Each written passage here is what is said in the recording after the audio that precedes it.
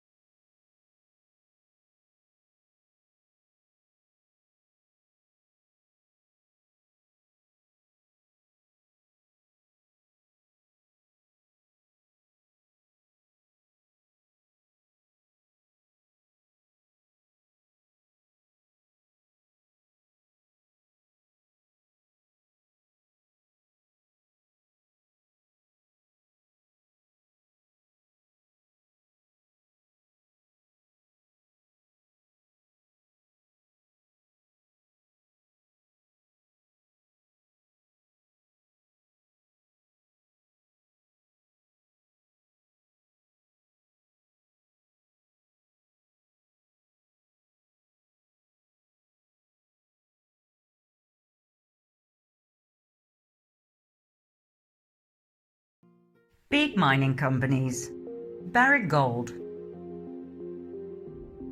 BHP Billiton, Freeport-McMoRan, Glencore, Rio Tinto, Vedanta, and Vale, a Brazilian mining company that was voted with most contempt for the environment and human rights in the Public Eye Annual Awards. Agribusiness companies: Nestlé, Unilever, Archer Daniels Midland, Kraft, Mondelez International, chemical and pharmaceutical corporations, some of which we already mentioned: BASF, Dow Chemicals, GlaxoSmithKline, Novartis, and Pfizer.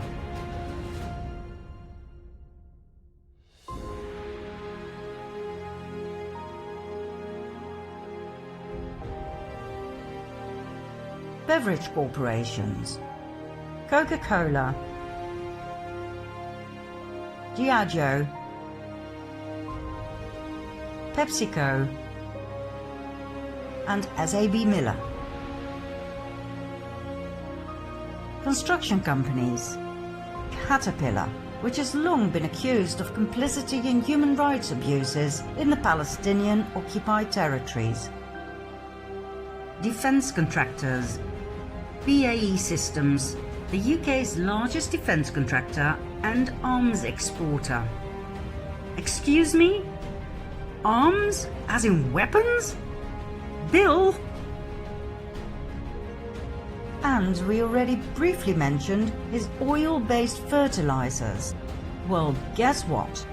The Bill and Melinda Gates Foundation Trust has a financial stake of $1.4 billion in fossil fuel companies such as BP and Anadarko Petroleum that was recently forced to pay a $5 billion environmental cleanup charge.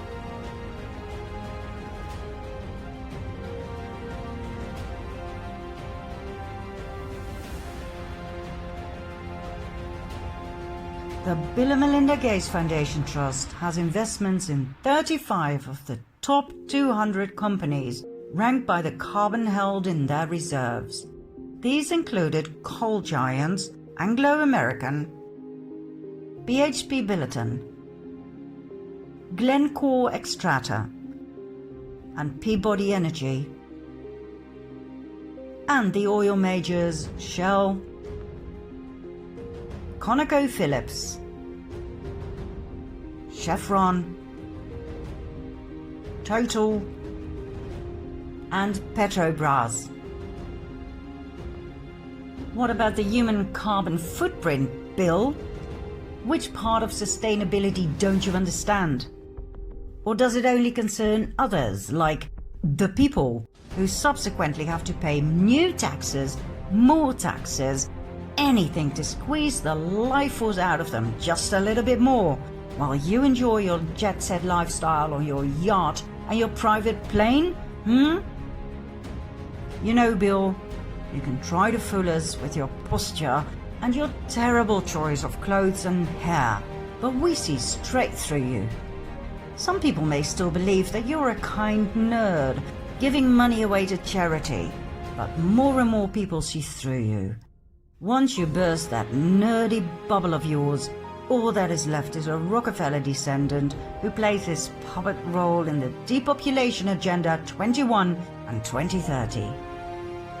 No body language with excessive hand gestures and nerdy glasses sticks. No fake smiles can ever fool those who are awake. And the number of awake people grows by the minute.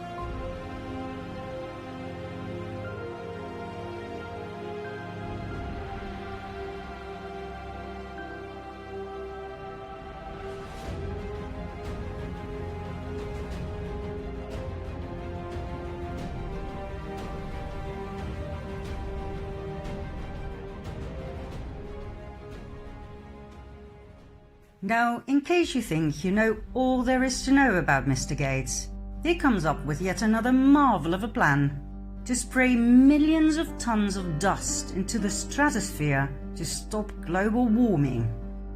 I mean, seriously? Millions of tons of chalk are to be sprinkled up there to create a world-enveloping cloud that reflects sunlight away from us. A cloud to basically cause a worldwide solar eclipse for indefinite time. This insane plan is funded by Gates and pioneered by scientists at Harvard University. Even they admit, "I hope we don't need it. It's a very scary technology. It's quite terrifying. But the world with severe climate change impacts can also be very scary." My, that's one hell of a slogan. The initial test that was supposed to take place over New Mexico is currently on hold, amid fears that it could trigger a disastrous series of chain reactions, creating climate havoc in the form of serious droughts and hurricanes, and bring death to millions of people around the world. One fear is that spreading dust into the stratosphere may damage the ozone layer that protects us from hazardous ultraviolet radiation that causes cancer. Climatologists are also concerned that the circulation of ocean currents that regulate our weather may be disrupted. This could unleash a global outbreak of events that might devastate farmland, wipe out entire species, and foster disease epidemics. I don't know what's worse, climate change or this plan. Obviously, Bill Gates is more interested in his technological experiments than in the safety of people. Oh, I almost forgot. He's into depopulating the planet. Well, what a marvelous side effect then, right, Bill? There's a few more things about Mr. Charity that we think you should know. In 2000, he set up Gavi, Global Alliance for Vaccines and Immunization, now called Gavi, the Vaccine Alliance. Not just that, he sponsored Gavi with no less than $4.44 billion. In addition, he pledged another $1.6 billion for 2021 to 25.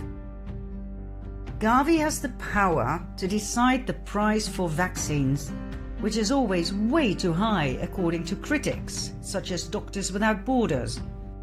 Like we heard Gates say in the previous episode, he has a 20-to-1 return on investment when it comes to vaccines. He makes astronomical profits in times of need. What a guy. On the board of Gavi are 4 permanent positions filled with representatives from the WHO, the Bill and Melinda Gates Foundation, UNICEF, and the World Bank. In 2018, Gavi donated $388 million to the WHO. Gates owns the Vaccine Alliance just like he owns the WHO. He is everywhere. He decides what happens within Gavi and which decisions are made. When Gates wants a global lockdown, there will be a global lockdown. If he wants a digital certificate to prove immunity, there will be a digital certificate to prove immunity.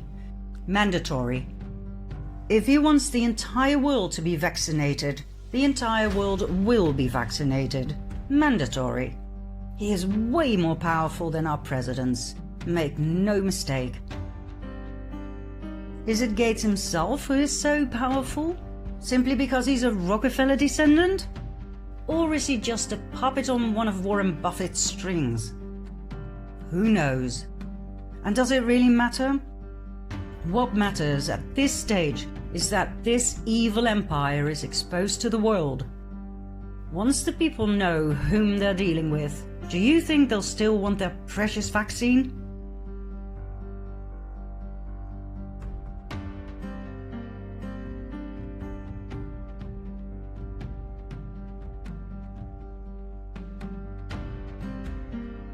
In April 2020, President Trump announced stopping the financing of the WHO. Instead, he gave the money to Gavi. Many people were shocked by this action. How could he sponsor Big Pharma? Trump has always been openly opposed against the pharmaceutical industry. Did he try to gain influence in Gavi to temper Gates? Time will tell. The last thing we wish to share with you, before hitting the final nail into Gates' coffin, concerns the influence of the Bill and Melinda Gates Foundation in global agriculture. A study performed by Grain, published in November 2014, shows the shocking truth about the influence of the Gates Foundation in agriculture around the world. Do you still believe Mr. Gates is doing good in Africa? Do you know how much of his millions in grants for agriculture actually go to Africa? A lousy 5%. Do you know where all the money ends up? With the CJIAR. International organizations such as the World Bank, UN agencies, etc. AGRA, the Alliance for a Green Revolution in Africa, set up by Gates himself. The African Agricultural Technology Foundation, the AATF, and hundreds of different research, development and policy organizations across the world. In Gates' world, it's all about R&D and policy.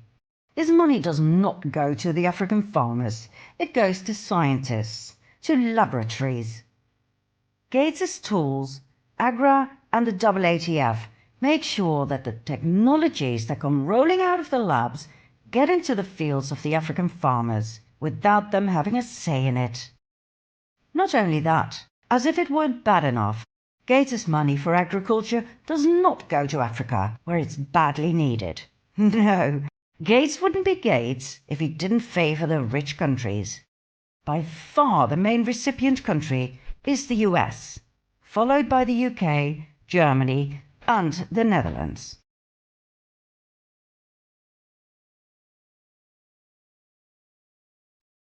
So, the Gates Foundation fights hunger in the South by giving money to the North.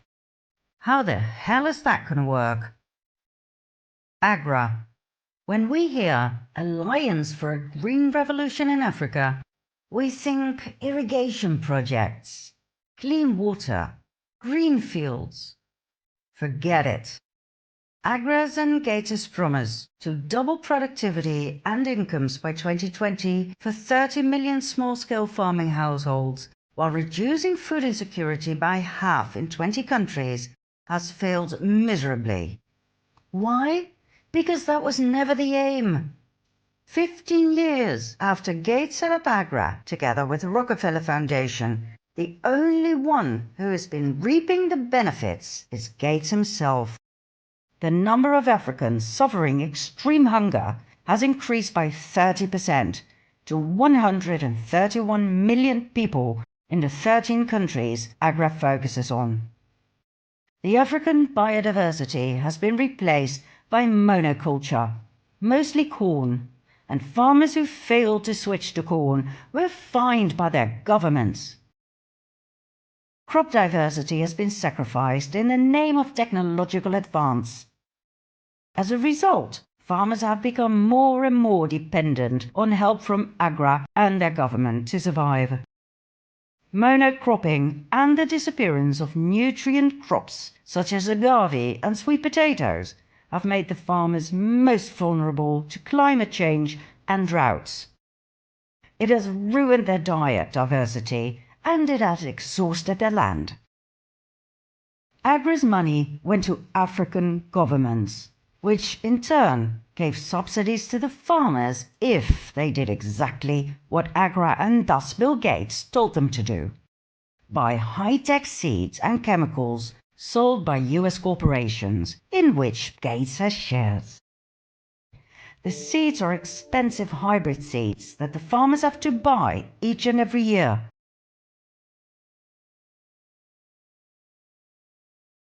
The chemicals are fossil fuel-based petrochemical fertilizers.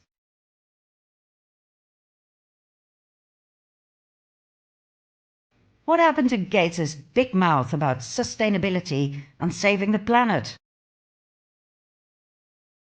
The fertilizers are very expensive. Most farmers don't sell enough corn to earn those expenses back.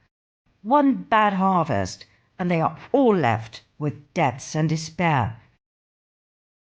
Monsanto and the other multinational seed companies are all there, benefiting from sales they would never have had without subsidies. Seed and fertilizer companies are the clear winners from these policies. By pushing his beloved technology down the throats of African farmers, Gates didn't exactly help them. He abused them and drove many to suicide.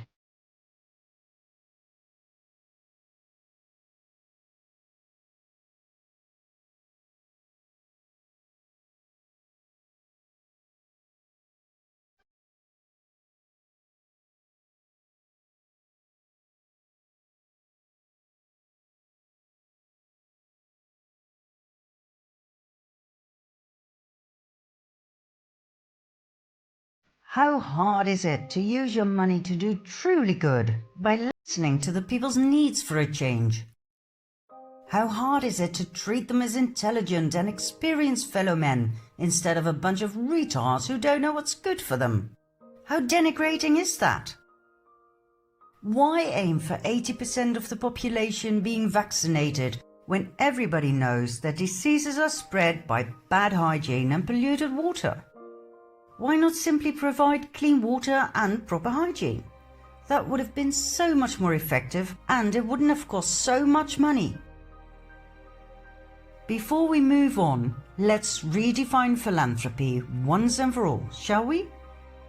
Robert Newman said it so well in an article in 2012. Philanthropy is the enemy of justice. The point is that poor people do not tend to ask for charity. They demand justice, which requires not so much money from the rich world as fundamental changes in the way the rich world operates, including ending tax havens, limiting the power of corporations, and changing neoliberal economics.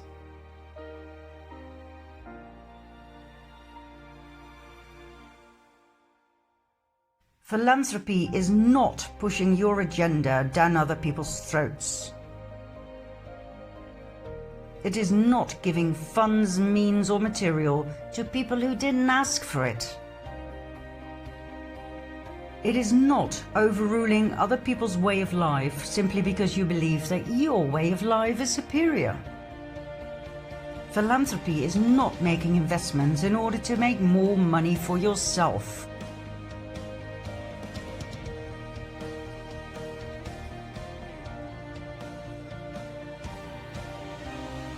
Philanthropy is the opposite of what is described in Agenda 21 and 2030. It is not helping dictators stay in command so they can continue to control and suppress their people, to wage war upon them, to have their precious minerals stolen, and to keep them hungry and terrified. Philanthropy is not stealing other people's children and selling them as sex slaves.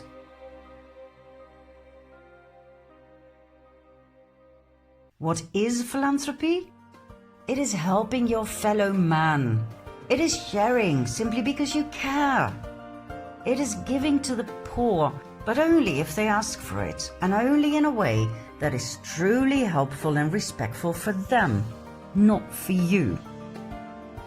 Philanthropy is giving, sharing from an unconditional starting point, not because you want something in return. Philanthropy comes from the heart, not from reason nor technology.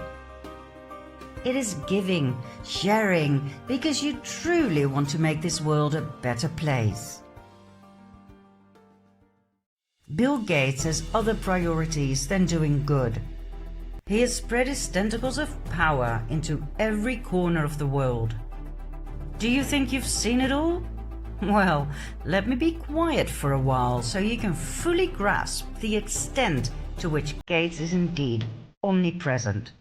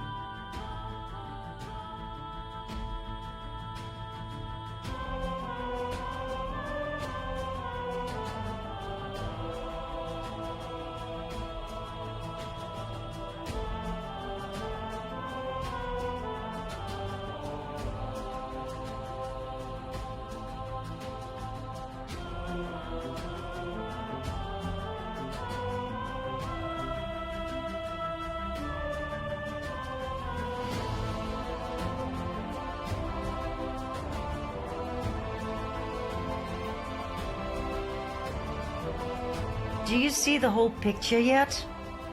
Bill Gates controls the air you breathe, the food you eat, the water you drink, the healthcare you get. He controls your life from the cradle to the grave.